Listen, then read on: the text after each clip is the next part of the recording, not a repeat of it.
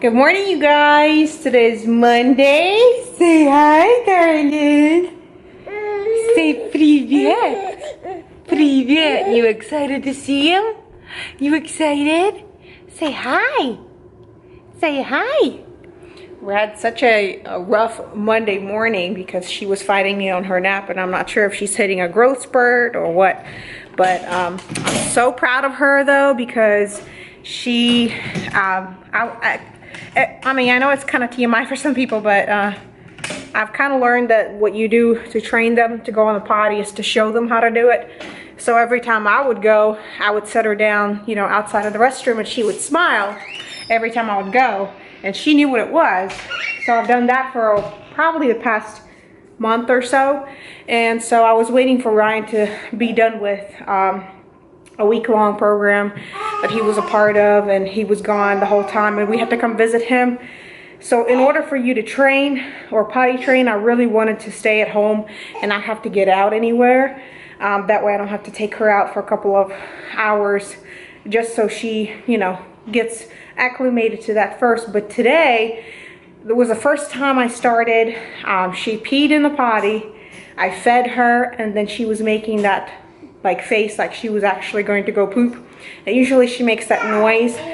And I sat her on the potty, and she poo-pooed in the potty. And what I do is I take it out, I dump it in the actual toilet and flush it and show it to her, the whole process, so she knows that that's exactly what's going on. And it's just not like a random thing that I'm doing. But it's definitely exciting. I mean, 2 strikes, I mean, it's so good. I feel so good as a parent when you have a rough morning or a rough start to your week, and then all of a sudden, you know, your kid does something so huge. It's a huge, you know, step. So very, very proud of her. So yeah, we're so excited.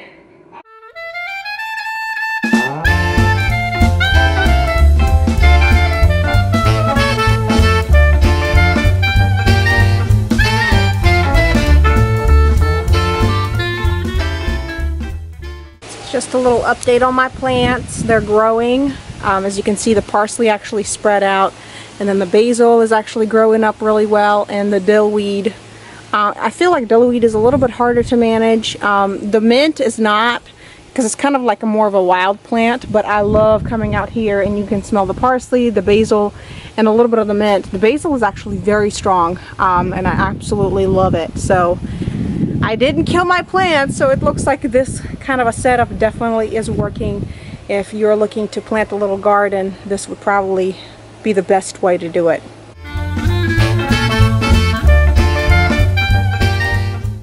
What you helping Mama do? Laundry? Or are you spreading it out around the room, huh?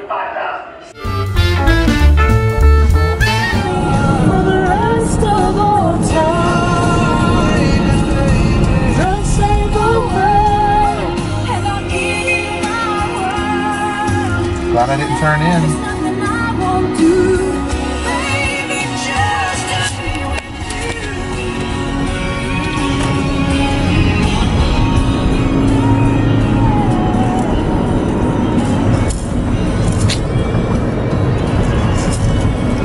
We are headed to the airport. I'm going to Austin, Texas this week, just for overnight. So Mila and Mommy are gonna have a girls' night.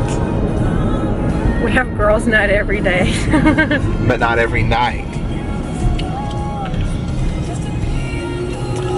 I always miss my girls when I go away. We have a sleepy girl back there. Say hi. So I went out today and cut our bushes, because it was all one blob. You couldn't tell how many bushes we had. It just overgrew so much. I think the last time I chopped it was last year. Oh, probably a year and a half ago, because I only did it one time. I think this winter we need to completely chop them down so that they grow really well and they kind of be a little bit lower so I can maintain them. Plus those trees that we have in front, the ones that bloom, those you're supposed to cut down like to halfway so they can bloom a lot better. Yeah, but we're heading to the airport, dropping Ryan off, starting our weekend that way. Doing a few things. Gotta do the emissions check for our car. That's kind of a requirement here in Georgia before you can pay your tag. But the only thing is, like in South Carolina, they make you pay every single year. You pay taxes on the car depending on the value of your car, and you know, the year, the model, the make, and all that stuff. So they have a price set for that. Well, Georgia, you pay sales tax, right? No, you pay whatever your car is worth at the very beginning when you first register it in the state, which can be a big bulk of money. Like a newer car is probably could be $600, $800, $1,000. Yeah, newer cars. That's kind of how much we had to pay. But then once you pay, you don't have to ever pay it again. Yeah, you just pay $20 every single time when you renew the sticker. And I think it's kind of genius how they did it. So you can remember the time you actually need to change it. I mean, they still send you a reminder, but a way that you can remember is they do it by your birthday month. So you really don't have excuse that you forgot, or you know, you didn't know when it was going to expire. They do send you a reminder, but it's also your birthday month. And I'm pretty sure there's nobody. Happy birthday! You have a bill. It's very true. But that way, if a popo pulls you over, you're like, oh, I didn't know it was time to change it.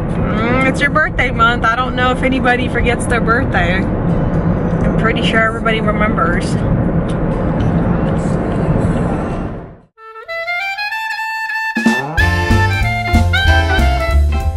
So just like that, the week is over, pretty much. It's already Saturday. Ryan is coming back today, but what you guys saw was actually pita bread. This is very easy to make, you guys. This is smaller than I would usually make because I usually use them for making little vegan gyros or gyros, whatever, however you say it. But it's super easy. It's only 3 ingredients: water, yeast, and salt. And just a little bit of olive oil. So what you do is get a cup of water, like lukewarm, a tablespoon of yeast, a tablespoon of salt.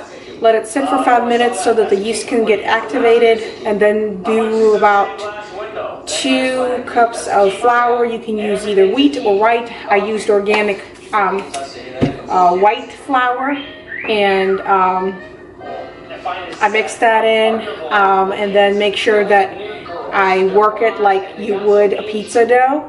And then once it's really,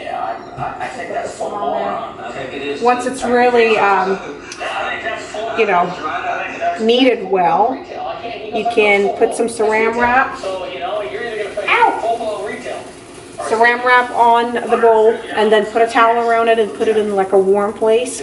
Let it rise for about 30-40 minutes, and then roll it out into like thin pieces. You can make them round or whatever shape you would prefer.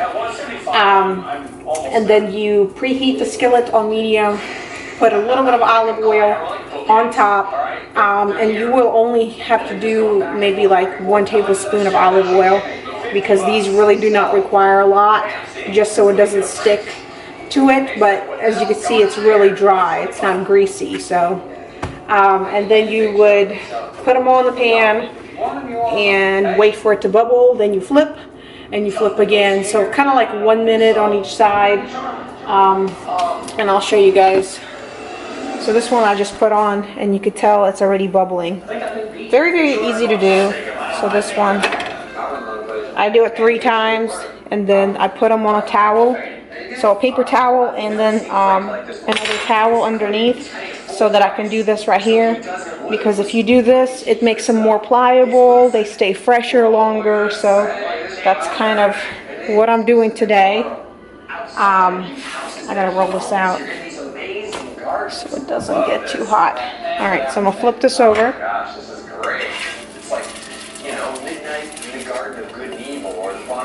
So this one's a little bit bigger. Usually I make them a little bit bigger so I can make gyros out of them. But they are really good for, put down. They are really good for, you know, hummus, like a side item.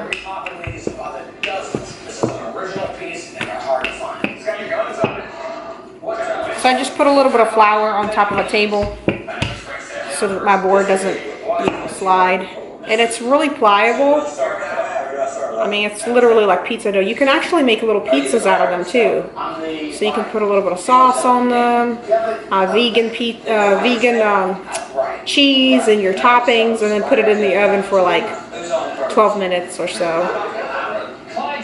So several uses for this. It's like two negatives together. We just can't connect. 2,000. So the 1 cup serving usually makes about 10 round ones. So it's kind of good for like 1 serving if you have 2 people that are eating. I mean, I'm sorry, 2 servings if 2 people are eating. And if you have more people, of course, you can always up the serving.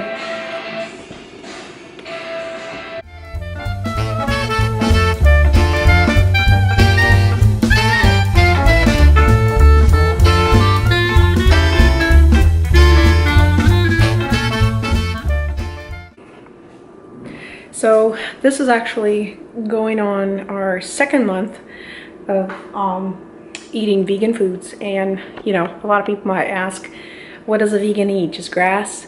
But it's really a lot of different foods. What really helped me was going on Pinterest and putting in vegan foods, and there's so many recipes and so many things that people have tried, from desserts, from breads, from different kind of salads, different kind of things you can do with beans, chickpeas. I mean, it's really, you can get really, really creative.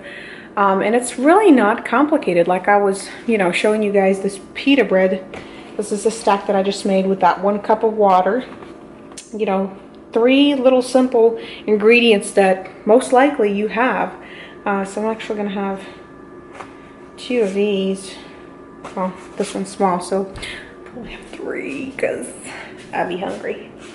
It's already 1, but I woke up early today, so I'm gonna serve it with some hummus. This is pine nut hummus, and then the dressing that I have is the honey poppy seed dressing marinade. It's really good. It's like honey mustard, very similar. It's just not as mustardy, I guess. The ingredients are high oleic, sunflower oil, honey, white balsamic vinegar, white wine vinegar, mustard, vinegar water, mustard seeds, salt, spices, poppy seeds, sea salt, onion powder, and black pepper. And this is vegan. There's no dairy in it, and it's really, really tasty. We have this one, and we have the balsamic. I haven't tried the balsamic, but I really enjoy this one. And so I have a little side salad that I made. Very easy. So you have your hummus, good protein, and you have your carbs, your bread. That's one thing for vegans. Ryan wants to argue with me about it, but there is also a way to be a vegan and eat unhealthy. You can eat a lot of sweets or too many carbs.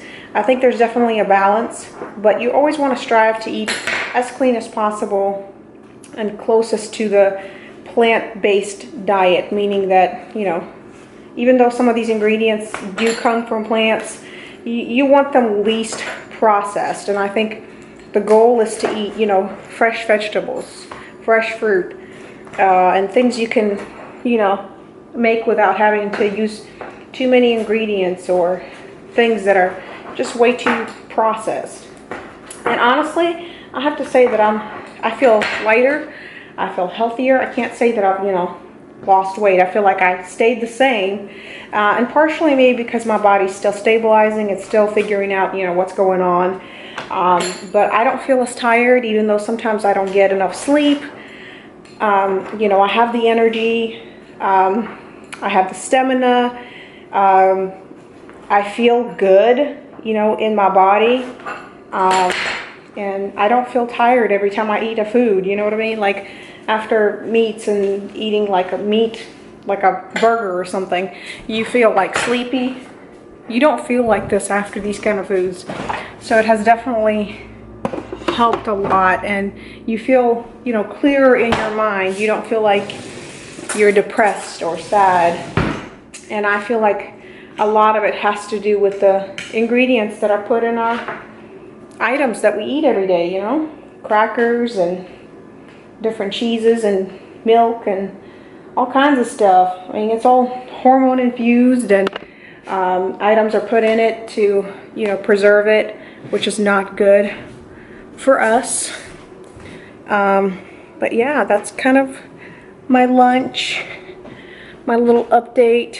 But yesterday I went outside in the morning and trimmed our bushes. It was just so overgrown. I haven't touched them since last year, and what I need to do is really cut them this year, this winter. So all right, well, I'm gonna enjoy my show, which my recent show that I really like is American Pickers. So it's two guys that travel around the United States, and they find people that have, you know, storage units of collectibles and stuff that their grandparents had or great-grandparents kept and stored and collected. And they just, you know, find different things of value. So it's just very interesting because a lot of people think it's junk, but it actually makes a lot of money because there are people that look for that kind of stuff. So I'm gonna enjoy my show and enjoy my yummy food. Bon appetit.